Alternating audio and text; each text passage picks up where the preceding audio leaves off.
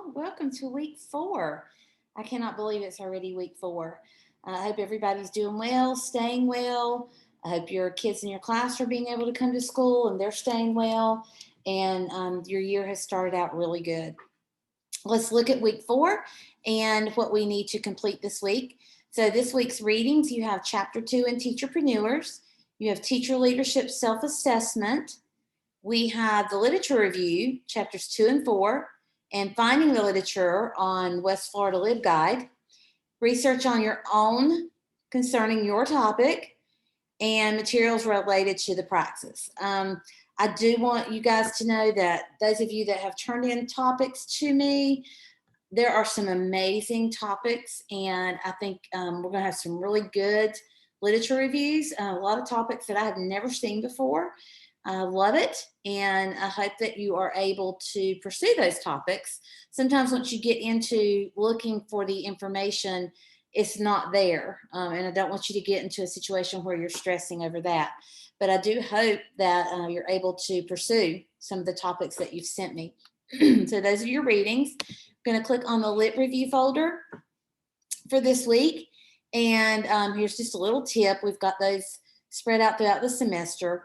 Just on how to reference an example that doesn't have a page number. Then you're going to have a discussion board post here with chapters 3 and 4 and the UWF LibGuide.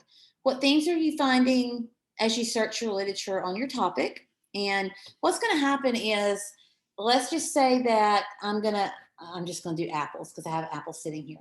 So let's say my literature review is on apples. Then the themes that I'm going to find on apples might be Granny Smith, Gala, Brayburn. Can't think of the, oh my goodness, Golden, Delicious.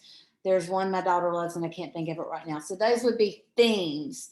And then under the themes, it would tell me things about each one of those apples. Like the Golden Delicious is yellow and juicy, and the Granny Smith is good for apple pies. And you see how it kind of develops from your main topic to your themes to the information under your theme. So as you're researching, what are you finding? What themes are you finding under your topic? Make a list of at least 2 themes, and then under each theme, include a quote or a paraphrase from different sources that backs up that theme. Make sure you cite. So you're going to go ahead and, I would go ahead and start a document. This is the way I do lit reviews and article reviews. This is the way I wrote my dissertation. So I just started a document and I started with themes. And underneath those themes, I just started plugging in information as I found it. And go ahead and start a reference page at the end so that you can go ahead and cite your references. That way you don't lose that information as you're getting in deeper into your lit review. And then you can look at the exemplar in the lit review resources if you need help here. Pretty straightforward, just starting to look at the themes. It's really narrowing down, this is my topic and this is the information that I can find. Then you have your week 4 Teacherpreneurs chapter 2 and self-assessment. Download the teacher leader self-assessment and honestly reflect on your teacher leadership skills. For each of the following domains, list your strengths according to your ratings. You're going to take the survey and then you're going to list your strengths. Working with adult learners, collaborative work, communications, knowledge of content and pedagogy, and systems thinking. And then what surprised you about your self-assessment? How can you relate the self-assessment to the information from chapter 2? So in the past, I've had students do this and they'll come back and they'll say, wow, I didn't realize that I scored so low in this area. And really, you don't think about different areas of leadership until you really start to drill down and dig into each one and what they mean. It does. If you score low, you score low. That just is an opportunity for improvement. That just means you know where you need to work. And we all have areas that we're not as strong in.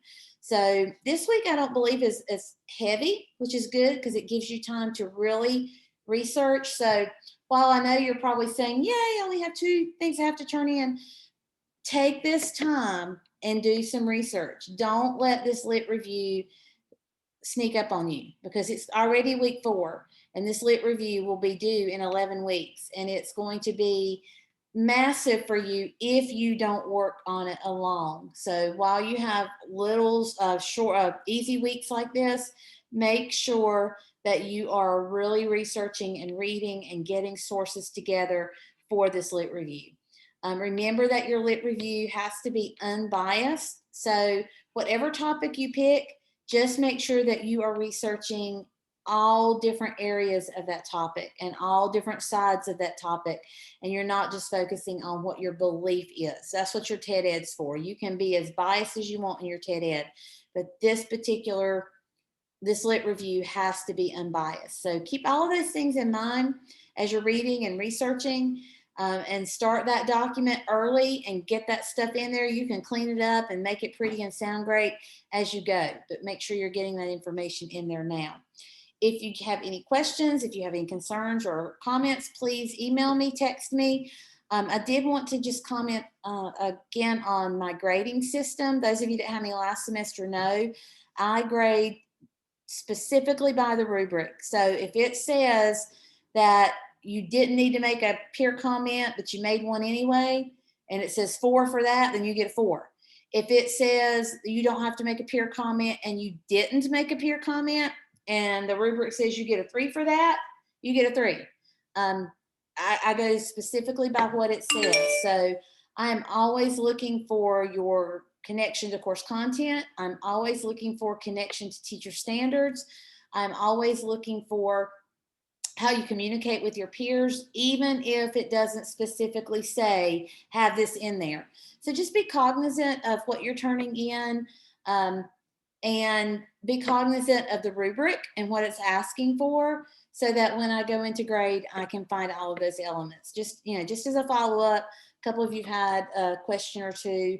Like I said, those of you that had me last semester know it's the only fair way to grade. Just go by the rubric. So if you have any questions or concerns, please let me know. I hope you're all staying well, staying safe, and I will see your work soon. Have a great week.